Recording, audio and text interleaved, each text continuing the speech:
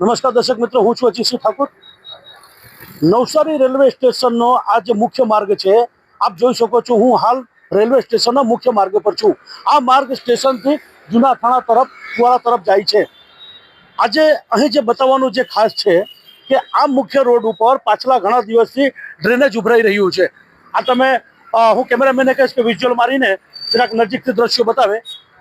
અને આ જે ડ્રેનેજ ઉભરાય છે, પાછલા લગભગ 2 થી 3 મહિના કરતા ઉપર સમયથી આ ડ્રેનેજ ઉભરાઈ રહ્યું છે। ત્યારે આ આપ જોઈ શકો છો કે આ જે ડ્રેનેજ ઉભરાઈને આગળ ધોરજીયા જે હોસ્પિટલ છે, ધોરજીયા હોસ્પિટલ સુધી જાય છે।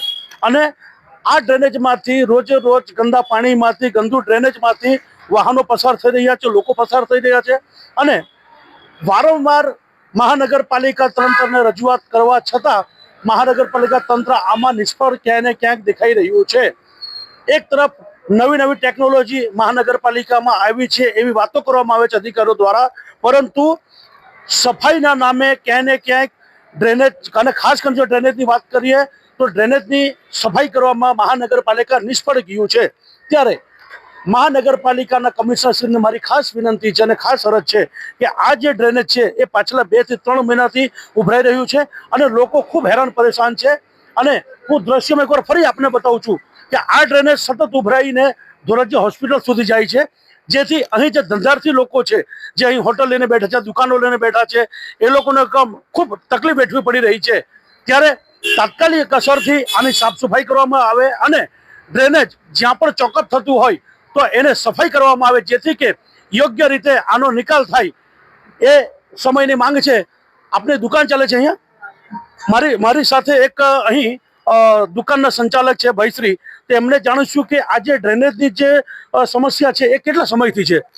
આ 15 જાન્યુઆરીથી છે, આજે 60 દિવસ થયા અને 60 દિવસથી આ ગટર ઉભરાય છે અને પાણી આમ સુધી જાય અને ગટર છે ને એટલી ગંધાઈ છે ને કે સવારે 10 વાગ્યાથી સાંજે 7 વાગ્યા સુધી ઘરાક અંદર આવી બી નથી શકતો અને આવે તો તરત નાહી જાય, એટલું ગંધાય છે। બિલકુલ બિલકુલ। અને બીજા નંબરમાં કે આ ગટર અમે ઓનલાઈન કમ્પ્લેન કરીએ છીએ, છેલ્લા હું 2 મહિનાથી કમ્પ્લેન કરું છું। રોજ ટ્રક આવે, સાફ કરે અને જતું રહીને ટ્રકનું પેલું ભૂંગળું અહીંયા આવે ને એટલો ગેસ છોડે ખરાબ કે અમારી દુકાનોમાંથી બધાને બહાર નીકળી જવું પડે। ખાણીપીણીની દુકાનો છે આ રોડ પર, ચાવાળાથી માંડીને હોટલથી માંડીને તમામ ખાણીપીણી જે દુકાનો છે, તો સ્વાભાવિક છે કે જ્યાં ગંદકી હોય ત્યાં કસ્ટમર દૂર ભાગે, જેના આ ડ્રેનેજના લીધે ક્યાંક ને ક્યાંક વ્યાપારીના ધંધા પર ઉપર પણ અસર થઈ રહી છે। એમ કે છે કે ધૂળેટી પછી સ્ટાફ આવશે, અત્યારે અમારે 20 ફૂટ લાઈન ખોદવાની છે, સ્ટાફ નથી એટલે કામ નથી થતું। તો ધૂળેટી તો